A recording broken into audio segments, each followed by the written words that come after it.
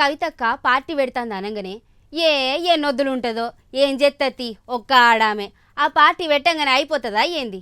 దాన్ని ముందటికి తీసుకుపోవాలి. వెనకాల ఎంత కట్టం వచ్చినా కూడా ధైర్యంగా నిలబడాలి.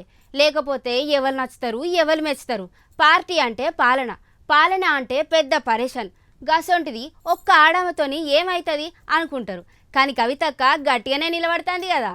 అబ్బ చూసిర్రా గీసీను పాత టీఆర్ఎస్ కారు బీఆర్ఎస్ అని నేషనల్ రూట్ ఎక్కి పల్టీలు కొట్టినాక ఇప్పుడు గదే సెటిల్మెంట్ పట్టుకొని కొత్తగా తెలంగాణ రక్షణ సేన అనుకుంటా ఇంకో టీఆర్ఎస్ ముస్తాబాయ్ వచ్చింది. పేరు పాతకు కనిపించిన కొత్త పార్టీనే, లీడర్లు పాతకు కనిపించిన కొత్త పార్టీ లీడర్లే, కొత్తోళ్లే పాతోళ్లే. అయితే గండిమైసమ్మ చౌరస్లా ఇయ్యాల తెలంగాణ రక్షణ సేన పార్టీ అధ్యక్షుడు కల్వకుంట్ల కవితక్క గ్రాండ్ గా జెండా ఆవిష్కరణ చేసింది. మే 20 నుంచి జూన్ 20 దాకా, అంటే నిన్నటి నుంచి షాల్ చేస్తే మళ్ళీ జూన్ 20 దాకా నాట నెల రోజుల పాటు ఊరూర తిరుక్కుంటా గల్లీ గల్లీల జెండాలు వాతడమే ఇలా టార్గెట్ అంటుంది అక్క.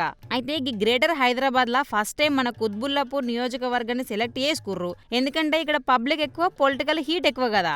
అక్కడ మన కార్యకర్తలు ఈలలు కేకలు చూసి కవితకు ఎక్కలేని జోస్ వచ్చింది అనుకోర్రి. ఇలా ఉత్సాహం చూసి ముందుగాల ఎమ్మెల్యే సెట్ కుత్బుల్లాపూర్లనే గెలుస్తున్నాం రాసి పెట్టుకోరని ఇప్పుడే ప్రెసిడెంట్ డిక్లేర్ సుతం చేసే.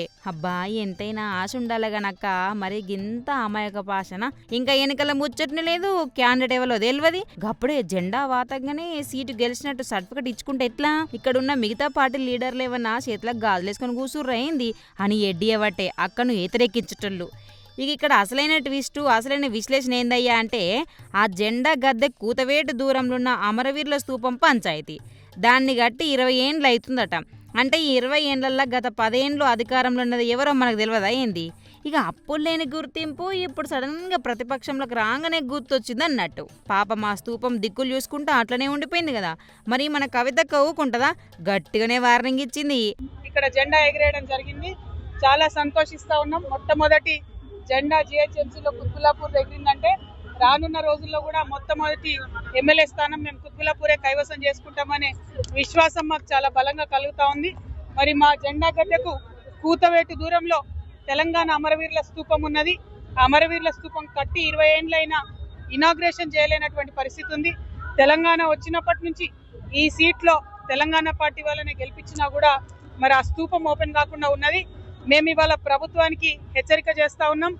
జూన్ 2వ తారీఖు లోపల అమరవీరుల స్తూపం మీరు ఇనాగ్రేషన్ చేయండి, లేదంటే తెలంగాణ రక్షణ సేన నుండి మేమే ఆ స్తూపానికి రంగులేసి జూన్ 2వ తారీఖు నాడు మేమే ఇనాగ్రేషన్ చేస్తామని తెలియజేస్తా ఉన్నాం.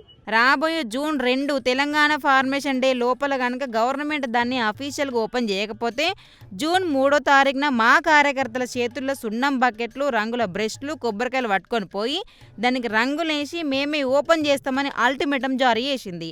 ఒకవేళ అధికారులు కనుక ఓపెన్ చేయకపోతే మనోళ్ళే పోయి రంగులేస్తారట. అంటే గవర్నమెంట్కు రంగుల ఖర్చు, రిబ్బన్ ఖర్చు కూడా మిగిలిచ్చుతట అనుకోర్రి. మరి మన కుత్బుల్లాపూర్ లీడర్లు అధికారులు ఏం చేస్తారో చూడాలి. కవితక్క టీం రంగుల బకెట్లతో ఎంట్రీ ఇచ్చేలోపే రాత్రికి రాత్రి రిబ్బన్ కటింగ్ చేస్తారా? లేక కానియండ్రు బై మాకు లేబర్ ఖర్చు మిగులుతుంది, మీరే రంగులు వేసుకోరని గప్చుపు ఉంటారు. ఏది ఏమైనా ఈ కొత్త టీఆర్ఎస్ జెండా ముచ్చట, రంగుల బకెట్ రాజకీయం కుత్బుల్లాపూర్లో గట్టిగానే సెగలు పుట్టిస్తుంది. చూద్దాం ఈ రక్షణ సేన ఎంతవరకు రక్షిస్తుందో, ఎవరి సీట్లు ఊడగొడుతుందో అనేది.